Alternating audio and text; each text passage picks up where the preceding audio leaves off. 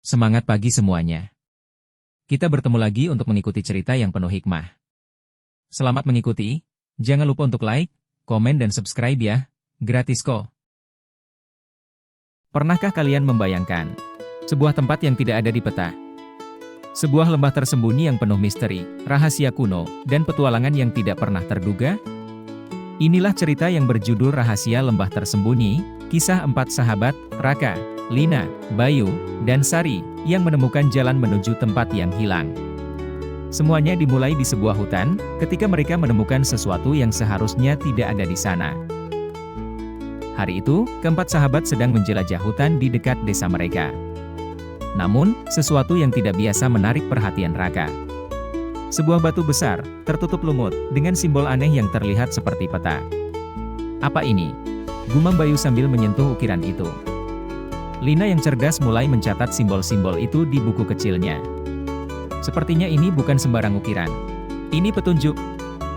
Dengan penuh semangat, mereka memutuskan untuk mengikuti arah yang ditunjukkan oleh batu itu. Tanpa sadar, mereka telah memulai petualangan yang akan mengubah hidup mereka selamanya.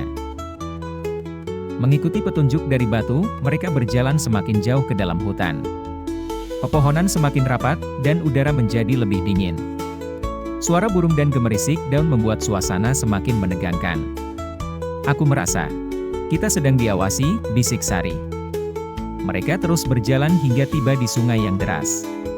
Tidak ada jembatan. Tidak ada cara mudah untuk menyeberang. Kita harus membuat rakit, kata Raka. Dengan kerjasama, mereka mengumpulkan kayu dan mengikatnya dengan tali.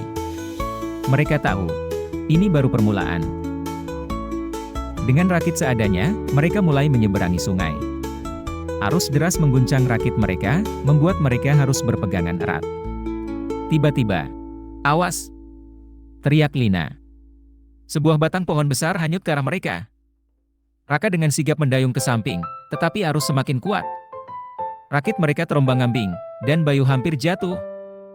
Sari cepat-cepat meraih tangannya. "Jangan lepas!" serunya. Dengan penuh perjuangan, mereka akhirnya berhasil mencapai tepi sungai yang aman. Nafas mereka memburu. Mereka sadar, ini lebih sulit dari yang mereka bayangkan.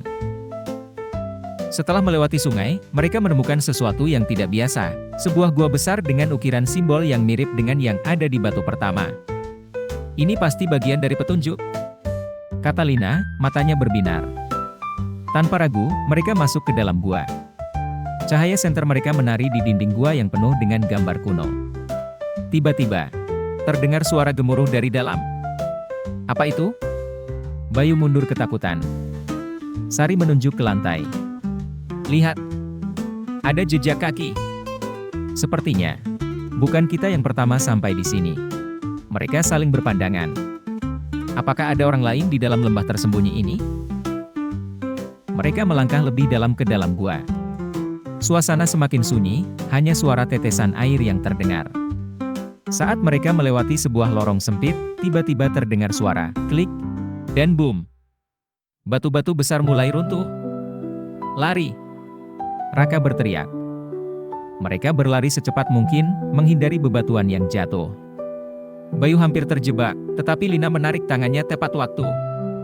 Dengan napas tersengal, mereka berhasil keluar dari lorong tepat sebelum batu-batu besar menutup jalan di belakang mereka. Jantung mereka masih berdegup kencang. "Sepertinya, kita tidak sendirian di sini," gumam Sari.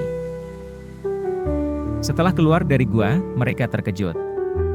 Di depan mereka, terbentang lembah hijau yang luar biasa indah, dengan air terjun dan reruntuhan bangunan kuno.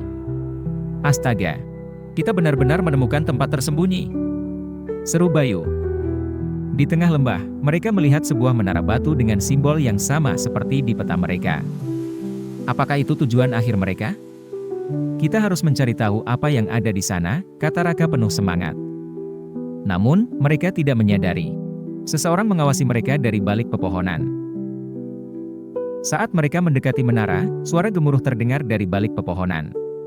Tiba-tiba, seekor makhluk besar berkepala burung muncul. Itu penjaga lembah," bisik Lina ketakutan. Makhluk itu tidak menyerang, tetapi berdiri diam, seolah menunggu sesuatu. Raka memperhatikan medali kuno di lehernya, sama seperti simbol di peta mereka. Mungkin kita harus menunjukkan peta kita. Sari mengusulkan. Dengan hati-hati, mereka mengangkat peta. Mata makhluk itu bersinar, lalu perlahan ia melangkah ke samping. Membuka jalan menuju menara. Sepertinya, dia membiarkan kita lewat, kata Bayu. Di dalam menara, mereka menemukan sebuah altar dengan 4 cekungan berbentuk tangan manusia. Kita harus menaruh tangan kita di sini, kata Raka. Begitu mereka menekan tangan ke cekungan itu, seluruh ruangan bergetar. Dinding-dindingnya mulai bersinar, dan cahaya biru muncul dari lantai. Di tengah cahaya itu, muncullah sebuah peti emas yang tersembunyi selama ratusan tahun. Kita berhasil, seru Lina. Saat mereka membuka peti, bukan emas atau permata yang mereka temukan, tetapi sebuah buku kuno dengan halaman yang masih utuh. Ini sejarah yang hilang, kata Lina kagum. Buku itu menceritakan tentang peradaban kuno yang pernah hidup di lembah ini. Mereka adalah penjaga keseimbangan alam, tetapi suatu hari mereka menghilang. Kita harus membawa ini kembali ke desa. Ini lebih berharga dari harta karun apapun, ujar Raka. Dengan membawa buku kuno itu, mereka kembali ke desa. Mereka melewati hutan, menyeberangi sungai, dan akhirnya kembali dengan selamat. Mereka sadar, petualangan ini bukan hanya tentang menemukan harta, tetapi juga tentang keberanian, persahabatan, dan memahami sejarah yang terlupakan. Jadi, kapan kita petualangan lagi? Tanya Bayu sambil tersenyum. Mereka semua tertawa, karena mereka tahu. Ini bukan akhir, tapi awal dari banyak petualangan lainnya. Sekian cerita kali ini. Semoga terhibur dan dapat mengambil hikmah dari cerita ini. Terima kasih telah mengikuti cerita ini sampai selesai. Sampai jumpa lagi di cerita selanjutnya.